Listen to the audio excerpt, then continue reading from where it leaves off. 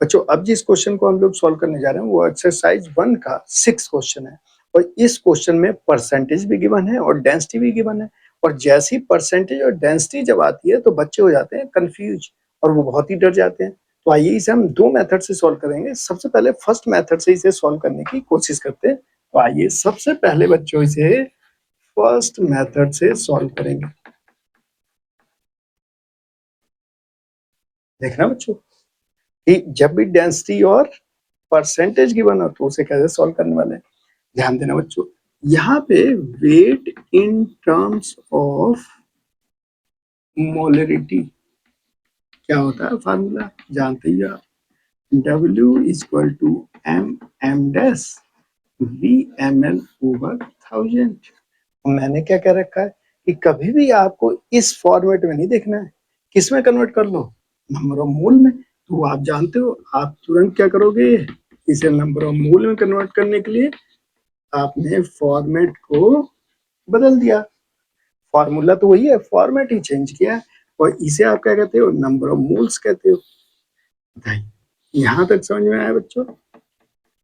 अब ध्यान से देखिएगा, यहाँ क्या कह रहा है, calculate the concentration of nitric acid in moles per litre. बस अब तो बहुत आसान है।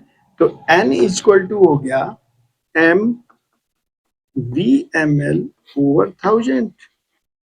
अब देखना बच्चों, यहाँ क्या किया है, मोल्स पर लीटर, तो ये ml में 1000 डिवाइड करेंगे तो किसमें, लीटर में कन्वर्ट हो जाएगा। और हमें कह रहा है कि कंसंट्रेशन जो आपको निकालना है, देखिएगा ध्यान से, तो कंसंट्रेशन किस में निकालनी है, मोल्स पर लीटर में निकालना है।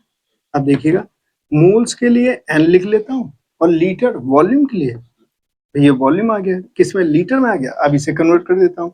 ये देखना बच्चों, अगर इसकी मैं मोलरिटी निकालूं तो क्रॉस कर लेता हूँ, ये आगे देखिए m और ये जो है ये लीटर बन गया। तो इसे n इक्वल टू क्या, मैं एम वी लीटर लिख लूं, तो m इक्वल टू क्या आ जाएगा, m ही तो है, ये कंसंट्रेशन क्या है, ये मोलरिटी तो है, इसके यूनिट से चेक कर लीजिए। तो ये मोलरिटी m इक्वल टू यहाँ से क्या आ गया, n ओवर वी एल। ये देखिए, तो ये क्या है, नंबर ऑफ मोल्स और ये लीटर, तो n ओवर वी एल। अगर आप मुझे नंबर ऑफ मोल्स निकाल के दे दो और वॉल्यूम लीटर में निकाल के दे दो तो मैं तो कंसंट्रेशन निकाल दूंगा। क्या बात समझ में आया? तो ये बिल्कुल बेसिक है बच्चों, इसे आप समझ में गए तो आंसर निकल जाएगा। अब रह गया कैलकुलेशन। अब देखिए कैलकुलेशन, अब देखिए यहां से मीनिंग को समझते हैं। डेंसिटी कितनी गिवन है, ये है 1.4 ग्राम पर मोल। डेंसिटी मोल नहीं होगी बच्चों, ये होगी ml, ग्राम पर ml। ये तो डेंसिटी होगी, समझ में आ गया। अब मास परसेंटेज गिवन है, मास परसेंट नाइट्रिक एसिड जो गिवन है बच्चों, देखिएगा नाइट्रिक एसिड का जो परसेंटेज गिवन है वो 69% है। ये किसमें है, वेट बाई वेट में, समझ में आ रहा है। और परसेंटेज किसमें देखते हैं, 100 ग्राम। इसके मतलब ये कहने का मीनिंग इसका है कि 100 ग्राम एक्वस सॉल्यूशन में नाइट्रिक एसिड जो है, नाइट्रिक एसिड कितना है, 69 ग्राम। तो क्या मैं नंबर ऑफ मोल निकाल सकता हूँ नाइट्रिक एसिड का? तो आप कहोगे हाँ सर, अपने पास फार्मूला है, number mole of nitric acid W over M dash. W कितना, 69, एम डैश नाइट्रिक एसिड का, यहाँ से निकाल दीजिए, एम डैश ऑफ HNO3 कितना आएगा, 1 + 14 + 3 × 16, ये कितना आ गया, 15, ये हो गया 48 और 8 5 3 4 5 63 हो गया। तो यहाँ कितना गया, 63, यहाँ गया इसके n की वैल्यू।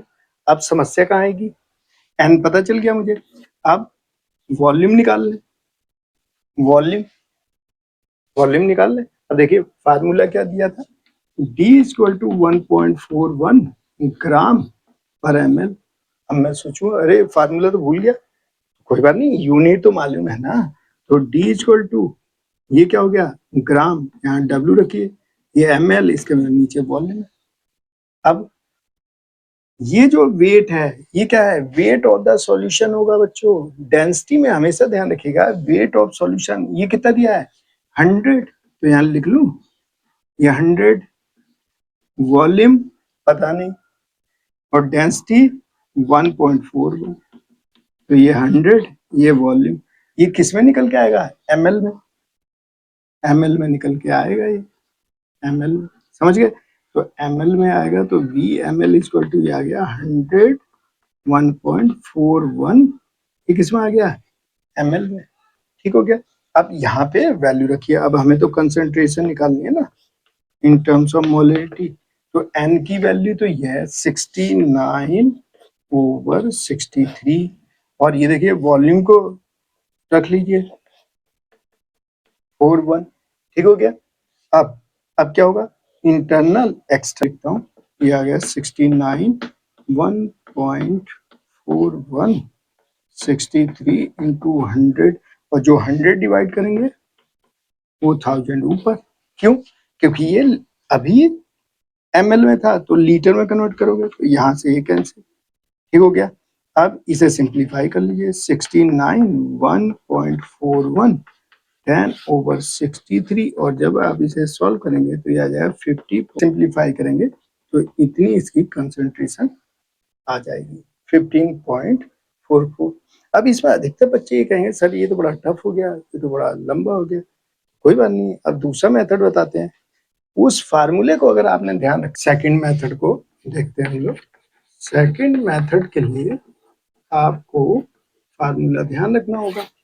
अब आप कहेंगे सर कौन सा फार्मूला, तो देखिए concentration capital M equal to 10 palladium over m dash. अब आपका पैलेडियम, ये तो सर कोई एलिमेंट का नाम है, मैंने कहा हाँ, तो इसे क्या करें, P की जगह आपको लिखना होगा परसेंटेज वेट बाई वेट, या जो भी दिया है। D क्या है, डेंसिटी, और ये हो गया इसका मोलर मास। तो ये अगर आपको याद रहा कि 10 पैलेडियम और डिवाइडेड बाई m डैश, तो आंसर वही आ जाए। देखिए 10 परसेंटेज 69, डेंसिटी 1.41, मोलर मास इसका नाइट्रिक एसिड का 63, और जब आप इसे सॉल्व करेंगे तो यह आ जाएगा 15.44 m। देखिए इससे भी आंसर आ गया, ये इसका सेकंड मेथड है। अब ये हमने इस फार्मूले के थ्रू कर लिया, अगर ये फार्मूला भूल जाओ तो बेसिक कंसेप्ट को पकड़ के हम इसका आंसर ले आएंगे। तो ये वीडियो अगर आपको अच्छी लगी है तो इस चैनल को सब्सक्राइब कर लीजिए, और वहां पे जाके आप बहुत सारे ट्रिक्स देख सकते हैं।